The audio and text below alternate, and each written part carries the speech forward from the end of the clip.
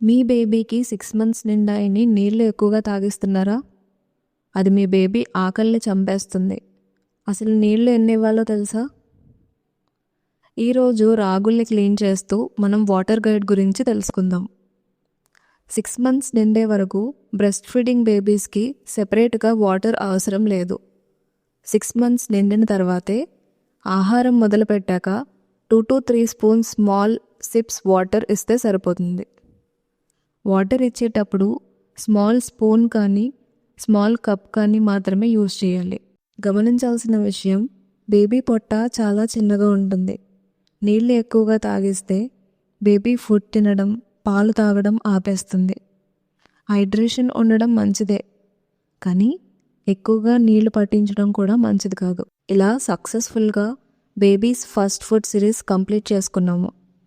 Series complete అయినా మన journey మాత్రం ఆగదు.